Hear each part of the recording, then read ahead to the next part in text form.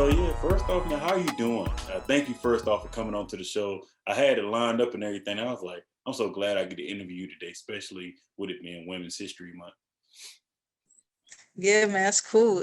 Thank you for having me on. Mm, great.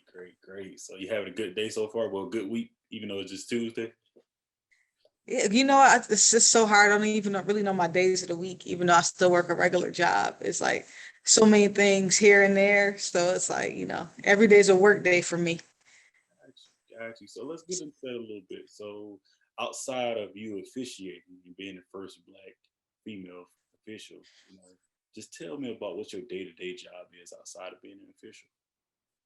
So I'm an educator. I work for a nonprofit called Achievable Dream, and I'm a student program success coordinator. So pretty much my job is to do whatever it takes to make sure that students are successful. Like I remove all those barriers that are placed in front of them. And I make the playing field equitable for those students. So if they miss their bus and their parents can't get them to school, they call me up, I get them to school. If they need, pair of shoes for school, our nonprofit, we make sure that we have what they need in order to attend school so that students don't feel signaled out or they don't feel like they have less than. So I think that's real important, in this day, in this world, just to make sure that they have every single resource that is needed for them to be successful. Hey, I'm with you on that. My fiance is a school teacher, so I definitely just reached out there. It was like we was talking and stuff, and I was like, hey, y'all having a shoe ball and stuff. She was like, yeah. I was like, how many kids don't got shoes? She was like, I was like, look, I'm gonna pick about 2 of them, and we gonna see what we can do because I feel like I'm with you on that. Kids not being singled out, things of that nature. I seen it happen in school, and if it wasn't for my village when I was playing football, I wouldn't even have cleats or even shoes to wear to school. So having that and seeing that you're a part of that, that's an amazing thing. Definitely amazing. Thank you. Definitely. So outside of that, just learn a little bit more about you. And I didn't even know that when I was researching everything. So that's a good thing to know. Like it's cool that you do that outside of officiate. So let's get on the tip of you officiating. Like when I first saw you at a game, let's get at that point. I was just like, I need it and I'm happy. Like I'm super happy, So tell me how's that feeling, to be the first Black female officiate? How's that? It's a gift and a curse because you want to be, it's great to break a glass ceiling, but then again, it's lonely to be the only Black woman. I wish sometimes I didn't have to be the one and the only. I know there are some more coming up behind me, and it's just really that. It's just, I paved the way for so many others. I'm just I'm just one person, but others will follow behind me. And I never set out to do this to break a glass ceiling. I was just doing this because I love it, and I never addressed the fact that, hey, respect me or like me as a referee because I'm a woman or because I'm a Black woman. I want them to respect me because I'm good at my job. Like I'm really, really good at what I do. And I think that's what I want to be known for more. But I don't want to take away um, the badge of honor that it means and like how many young ladies are looking up to me because of that. I don't want to, minimize that at all, but I don't want to just be strictly known for that because I know that what I did is so meaningful to other people. It's more meaningful to them than it is to me, really. And it's amazing that you say that, just to take that step out and say, hey, I'm doing this. Yes, I'm a Black woman doing it. But at the end of the day, I like that you take patience in what you do. Me watching the game, a lot of people don't sit down and like, oh, that official made a bad call this. But even watching your games and seeing you, my fiance, my mom be like, hey, have you seen that Black official? So when she see this episode, she gonna be like, you got her on the show? See, I told you should, that's how I definitely would have loved, because my mama loved the game of football, right? And see someone like yourself being out there and officiating, making those right calls. Like, even when somebody mess up, it's just the fact of just saying like, man, she out here doing it. That's making change, So me being a person that played football, I would have definitely loved to see that, definitely. Well, thank you. So, what is your it factor? Why do you do what you do? Why do I officiate football the way I do? You saying that? Anything, yeah. Well, I'll tell you, if we had to sum everything up, my it factor is I always pride myself in doing everything that everybody tells me that I can't do. Yeah. I like to go against the grain. I love a challenge. I love it when people dare me to do something because I'm gonna take it head on. So it could be officiating, it could be whatever, paper football at the old school lunchroom table, it could be shooting buckets, horse, whatever it is. I'm a competitor and I'm gonna do it to the best of my ability. And if I don't win, the person who beat me has to be very, very good at what they do, where they have to be a professional, and I'll give them their props. It's kind of like almost like that Mamba mentality, a little bit like you face something and you locked in on it. So I believe, that's really my it factor.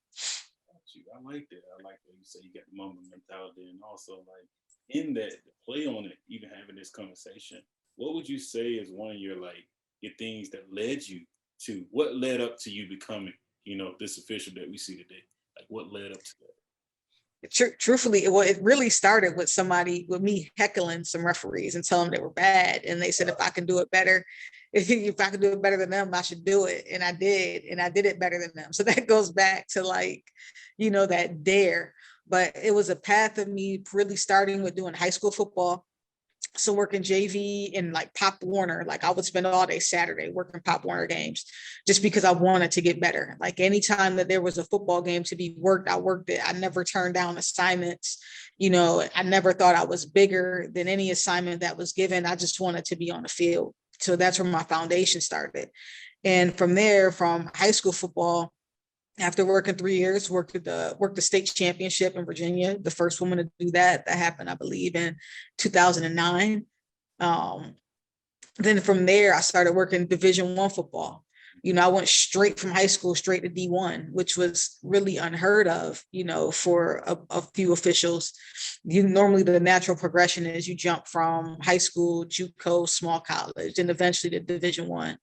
But I jumped straight into the league almost like I was LeBron. Well, it's not the league, it's Division I. But Hey. so that yeah, and then from there, and I guess the cool thing about Conference USA where I was working, Gerald Austin, the guy who recruited me and gave me the opportunity to work Division I, he's known for taking talented officials straight from high school and put them straight to D1 if he sees a bigger picture for them.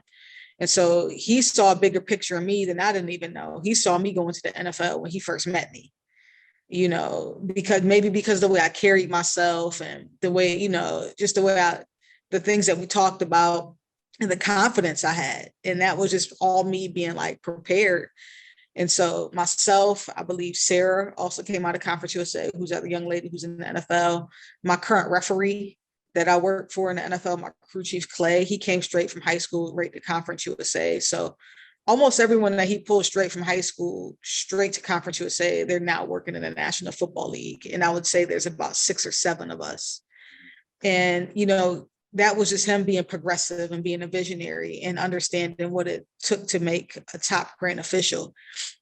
So that's where that started. From Conference USA, I progressed and I worked in the Pac-12 also, because I could no longer make that jump from, smaller Division I had to work a Power 5.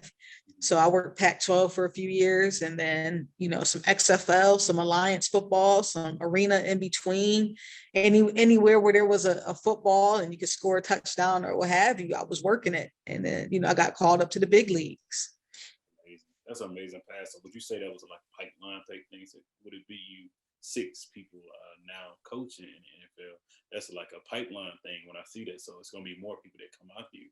That's an amazing thing, right? To set up like that. I think of that when I'm me being in the engineering field and being able to bring other people behind me.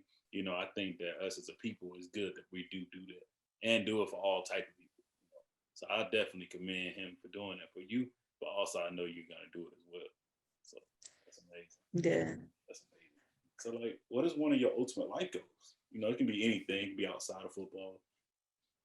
I mean, I guess one of my ultimate life goals, I hate the word influencer because a lot of people are called influencers for no reason, but I would like to be one of the most influential people on the planet, like when it comes to developing young leaders and cultivating the youth. That's really where my niche is and where my passion is. I want to create the next Maia Chaka or somebody who's going to be better than me. I would love to have my claim in that, to say, hey, I created this many people who are now doing this and are in this leadership position. This kid is doing this, those are my bragging rights, is when my circle is stronger than me. And that's just like my ultimate goal. Like even my group of friends that I roll with every single day, it's International Women's Day. All the women that I work with are strong women, and we're killing it like in male dominated fields. And there's no competition between us. It's all about us just strengthening each other and making sure that we're being the best that we can possibly be. Got you. That's deep right there, and that's straight to the point. Like saying, like, even though I'm good, I'm only as strong as the next person, especially if I'm hanging out with them. Mm-hmm. How would I look like getting all these accolades and not looking out for them as well, and they're doing the same, and we not competing at it? It's like, hey, we all gonna do this together, So I definitely love that right there. So in there, I would say, what is one of your most famous or happiest moments officiating in the NFL? Like, what has been one so far? Just getting out there. I will say this. When I was in Atlanta was a little different, because Atlanta's like us. It's a whole bunch of us there that are working in the stadium. Yeah. You're in Atlanta? You saw me in Atlanta? In Atlanta. I live here and everything. Got a house here. So. Okay. So yeah, when I was working the Atlanta game, it was crazy to see. Like, I think that's when it really hit me. The game one was good, but when you get to Atlanta and everybody that looks like me is like supportive and they're hyped to see me, like from the security workers to the custodial staff, just people who are on the sideline, like the fans. Like, it's crazy when sometimes you get more cheers than some of the players, and they were just happy because I'm representation out there.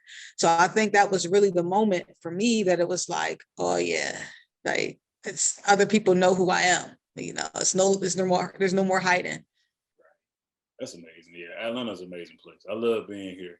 I went to college here at Clark Atlanta University, and just seeing so many of us doing so many amazing things. Yeah. Able to bring them on my show now. You want little old me to be? Yes, I want you. You're doing it big. I definitely want you to be on the show. So I love being here. I'm from South Georgia, but seeing how they come and tailor into Atlanta, it's an amazing place. Okay. Yeah, definitely. So in that, I would say, before we close out, what would you tell a young woman, that wants to follow in your path? Like, what's something you could tell?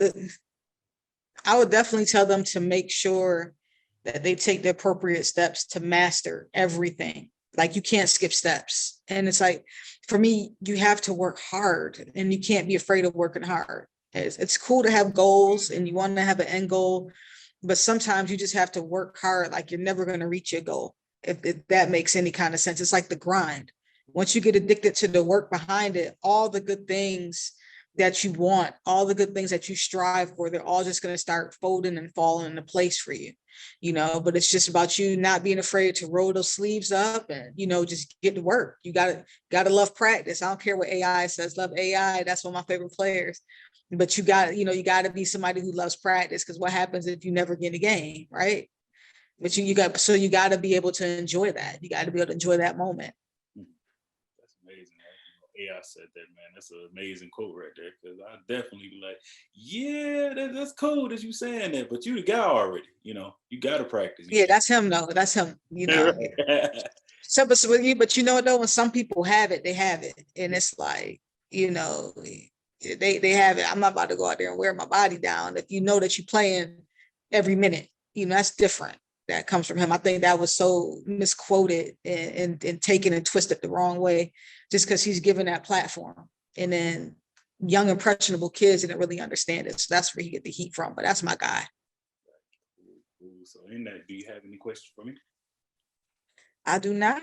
You all right?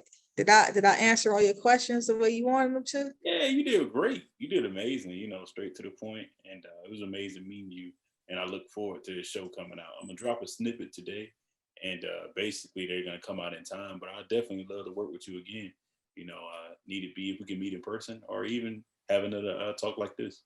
Definitely would love. Yeah, that's cool. Definitely. Reach out to the squad. You know how to find me. Mm-hmm. Well, all right, then. You have a great rest of your day. All right, you as well.